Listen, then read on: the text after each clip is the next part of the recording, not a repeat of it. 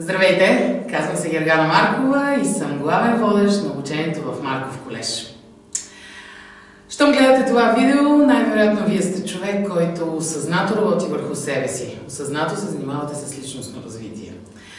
В едно друго видео, свързано с приемането на обратната връзка, вече споделих как много пъти хората ме питат: добре, ако трябва едно нещо да правя в личностното си развитие, кое е то? И бих искала да посветя това видео на една много моя любима тема. Тема, която определено така отговаря на въпроса: ако правя само едно нещо, за да се развивам, кое е то? Това е качествената и регулярна саморефлексия. Сега, първо, защо е важно това нещо? Първо, какво е, хайде да кажем, какво е качествената, какво означава саморефлексия? Саморефлексия идва от латинската дума рефлексио, което означава отражение. И всъщност саморефлексията означава осъзнаване и осмисляне на нашите собствени мисли и преживявания. Дефиницията, която ние в Марков колеж ползваме за саморефлексия, това е следното нещо. Саморефлексията е умението и навика човек да осмисля случващото се в и извън него и да го превръща в опит. Да се развива и да се променя на база на това. Саморефлексията най-общо има три процеса. Единият процес е на самоосъзнаване. Тоест, мислене за себе си, свой опит и гледната точка за света. Втория процес е самоусъвършенстване. Тоест, това да се учим от опита. И третия процес е самоуправлението. Тоест, да управляваме промените ежедневно чрез този процес. И така, дефинирахме какво е саморефлексията, но нека да кажем защо тя е важна. Първо, тя наистина, ако едно нещо човек прави за собственото си развитие, това може би е най-ефективният процес за това. С най-малко време на ден да се постигнат най-много качествени промени в личността и в нейното поведение. От друга страна, бих казала, че саморефлексията е безусловно процеса, който трябва да съществува, за да има личностно развитие изобщо. Тоест, тя освен, че е минималното, което можем да правим, тя е необходимо присъщо условие, за да можем да се развиваме. И така че, как да правим саморефлексия? Първо, какво е качествената саморефлексия? Според нас в Марков колеж, съвсем простичко казано, това е регулярната саморефлексия. Тоест, това е редовно, често и систематично ние да сядаме и да осмисляме това, което се случва в и извън нас, да осмисляме опита си. Как можем да я правим? Разбира се, това просто да осмисляме какво се случва, да го разглеждаме, да минаваме през него в прав и обратен ред, да мислим какво сме научили от него, също дава много стойност. Тук обаче ми се иска да спомена за нещо, което ние лично ползваме, всички, не само екипа и нашите курсисти, и то е, ние имаме определени въпроси, които си задаваме на регулярна база. От една страна, силно препоръчвам да правите ежедневна саморефлексия. Тоест, в края на всеки ден да седнете и да разгледате този ден. Какви въпроси може да си задавате, за да стане ефективна вашата саморефлексия? Няколко примера искам да ви дам за това. Разбира се, тези въпроси не можем да кажем, че списъка е изчерпателен или да претендираме, че са най-добрите. Това са въпроси, които лично аз ползвам и знам, че ми работят. Кои са тези въпроси? Един от тях е да си зададем въпроса: какво различно ми се случи днес? Второто е, кое беше най-позитивното, което направих днес? И защо оценявам това нещо като най-позитивно? Следващото, какво бих направил по-различно днес, ако мога да изживея този ден отново? Какво бих направил по-различно? Или въпрос, който аз много обичам: какво би направил човек, който аз възхвалявам? Някой, на който се възхищавам. Той какво би направил на мое място в този днешния ден, който вече отмина? Разбира се, един изключително силен въпрос за саморефлексия е: какви важни неща научих днес? И един въпрос, който силно ви го препоръчвам като въпрос, който покачва нашето ниво на щастие ежедневно, това е въпроса: за какво съм благодарен от днешния ден? Разбира се, може да ги задавате всички тези въпроси, може да си изберете 2-3 от тях, които да си задавате всеки ден, може да ги сменяте, но при всички положения това, което е целта на дневната саморефлексия, е вие да извадите уроците от този ден, така че да може да ги пренасите в следващите нататък. Хубаво би било да правите саморефлексии на седмична база. Седмицата е един малко по-дълъг период от време, в който ние имаме възможността да извършим някои по-големи задачи, да направим по-значителни крачки. да подобрим дори едно взаимоотношение. Всичко това може да се случи за една седмица. Именно за това седмицата е добър период също за саморефлексия. Бихте могли всяка неделя вечер да седнете и да направите своята саморефлексия. Кои са въпросите за седмицата? Те са доста подобни, такива, каквито са за деня. Ето някои от тях. Какво научих през изминалата седмица? Кое беше най-голямото ми постижение? Кой момент от изминалата седмица беше най-запомнящ се за мен и защо?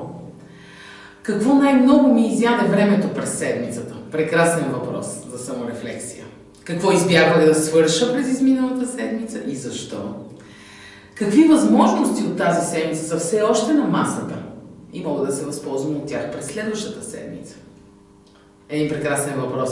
Има ли някой, който заслужава голямо благодаря? И един въпрос, който аз лично много обичам.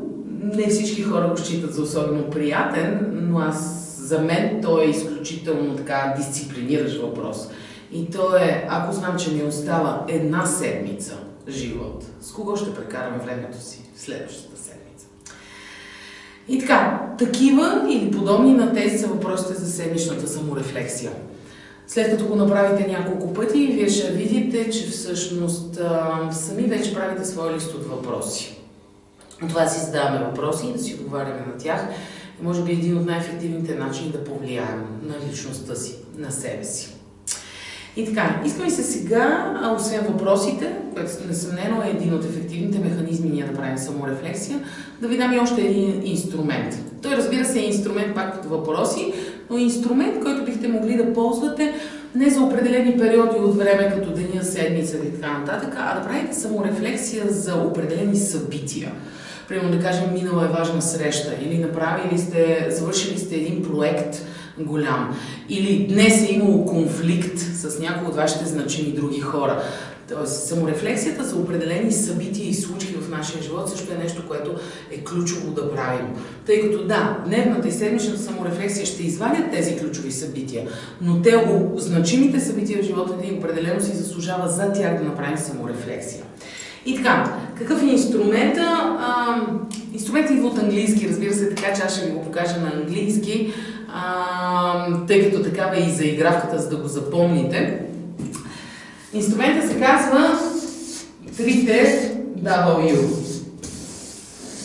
Тоест, това са 3 въпроса, които, разбира се, започват с W. Даже не просто с W, а с една и съща думичка. Първият въпрос е What? Какво се случи? Кой участва? В първия въпрос да извадите фактите, да начертаете картината, която се е случила. Ако става въпрос за конфликт, какво се е случило, кой участва и така нататък. Ако става въпрос за проект или за среща, също. Първият въпрос ви дава възможност да опишете случващото се, да го осъзнаете като случващо се. Следващия въпрос, който е важен, за да продължи процес на саморефлексия и то даже най-вече сега да започне, е въпросът, който звучи доста шеговито. И какво от това? So what? Тук вече започва процесът на тълкуване, където вие, след като сте начертали какво се е случило, в so what си задавате въпроси от типа на какво е най-важното, интересно, адекватно, полезно в това, което се случи, в ситуацията, събитието, идеята. Как може да се обясни това, което се е случило? Защо се е случило? Какво е подобно или различно от други неща, които са ми се случили? Тоест, тук вие тълкувате това, което се е случило. Много често, вижте хората, саморефлексията е процес, който често пъти автоматично се случва, но не се случва качествено. Когато се случи нещо значимо, много често ние скачаме директно на този въпрос, само че той не се базира на това, че преди това ние сме подредили фактите. И има един трети въпрос, който вече прави саморефлексията изключително ефективна. И това е въпроса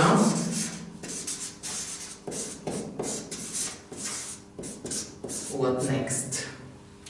Кое е следващото?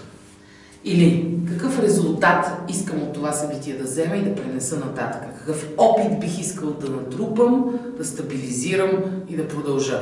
Тоест тук в What next са ви отговорите на въпроси от типа на какво научих, как това може да се използва в бъдеще и какво от това за напред. И така че това е инструмента на трите W-та. На български, разбира се, може да са трите К. Трите какво, нали, какво се случи и какво от това, че се случи и какво от това за в бъдеще. Трите въпроси. И така, това беше инструмента за саморефлексия. Сега ми се иска в този видеоурок, освен инструментите, да ви покажа и принципите, на които е хубаво да отговаря вашата саморефлексия. Тоест, независимо дали ползвате въпроси, инструменти, дали го правите дневно, седмично, за определени събития и така нататък, хубаво би било, за да си ефективизирате този процес на саморефлексия, да се съобразите с някои принципи. Ето това, което ние препоръчваме. Първо, пишете. Повечето хора, особено тези, които се занимават от по-дълги години с личностно развитие, подценяват този процес. Казват си, мен ми е на ума нещата. Само, че картата и листата, на които ти пишеш в ума си, са изключително непостоянни. Ако искате да се върнете една седмица по-късно към вашата саморефлексия или една година по-късно, гарантирано няма да си спомните, освен най-главните неща, 90% от вашата саморефлексия вие няма да си я спомните. Другото, което е, че това, което ще си спомните, вие си мислите, че сте го извели като саморефлексия, но то във времето се е променило. Така че първият принцип е пишете. Като тук мога да кажа за тези, които са като мен, нали? Аз съм малко като чукче, нали? Смисъл чукче е говорител, не е писател. Не обичам да пиша. Не описвайте. Не описвайте с думи и с дълги изречения какво се случва. Маркирайте. Може да си направите табличка за ежедневната саморефлексия, в която да си маркирате някакви неща. Но писането ви дава две предимства. Едното е, че можете да се върнете назад във времето и да видите как сте мислили и какви уроци сте извели от дадени събития или периоди в живота си. Можете да се върнете и да ги разгледате и те ще бъдат такива, каквито сте ги мислили тогава, когато сте ги описвали. Второто, и за мен е по-значимо предимство на писането, е това, че за да напишете едно изречение, вие трябва да облечете мисълта си в думи. Когато не пишем, ние много често не сме до там така прецизни в осмисленето на нещата, така както ако трябва да го напишем. Така че дори да не си пазите писанията, самия факт, че артикулирате прецизно с думи, вашето осмислене вече е огромно предимство. И така. Втория принцип в саморефлексията. Бъдете честни.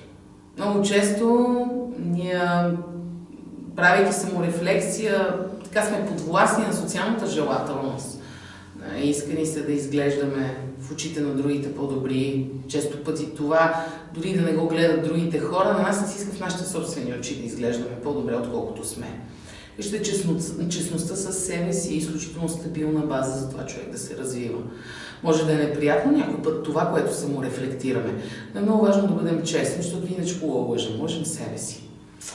Следващото нещо е подбирайте за какво правите саморефлексия. Не прекалявайте. С всяко едно нещо е така, с саморефлексията, колкото и прекрасно да е с нея, не бива да се прекалява.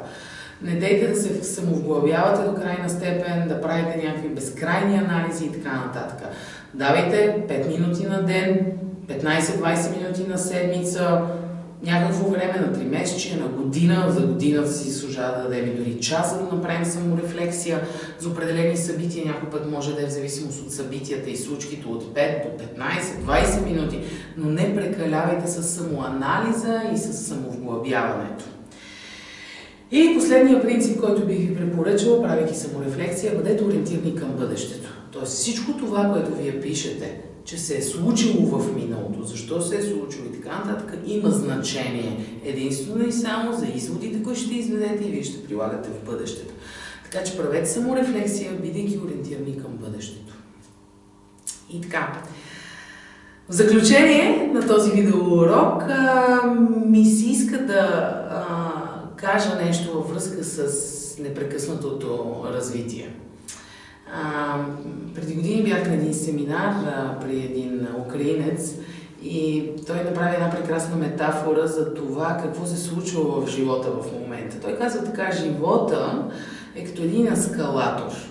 Горе, високо на ескалатора е успеха, онова, което ние желаем, онова, което се стремиме. Може да е успеха, може да е щастието, може да е всичко. И ние се придвижваме в живота си постепенно нагоре по този ескалатор. Но той се характеризира с нещо много особено, ескалатора на живота. Той не се движи нагоре, така че ние заставайки на едно стъпалце, живота просто да ни избута там, където искаме да отидем. А той се движи надолу, т.е. той се движи в обратната посока на тази, на която ние се движим. Движи се бавно и равномерно, така че ние можем да компенсираме неговата скорост и въпреки това да се движим нагоре. В същото време обаче е много важно да не спираме. Защото спрем ли, тръгваме надолу. И той тогава каза, вижте, за да дори само да седим на едно място, ние всеки ден трябва да правим крачка напред. Така че, в заключение на това видео бих искала да кажа, че от изключителна важност за времето, в което живеем, е непрекъснатото развитие. Живота е като ескалатор. Другото, което кореспондира и към принципа на това да бъдем честни в саморефлексията си, е това, че всъщност, когато човек започне да прави регулярна и качествена саморефлексия, става изключително спокоен по отношение на себе си, по отношение на собствените си несъвършенства. Защо? Ами защото вижда, че ежедневно той е по-добър, отколкото е бил вчера и утре ще бъде по-добър, отколкото е днес. Така че, за довиждане бих искала да ви кажа, ще няма никакво значение какви сме сега. От огромно значение обаче какви ще бъдем утре. И това зависи от нас. Благодаря за вниманието. Гергана Маркова, главен водещ на Марков колеж.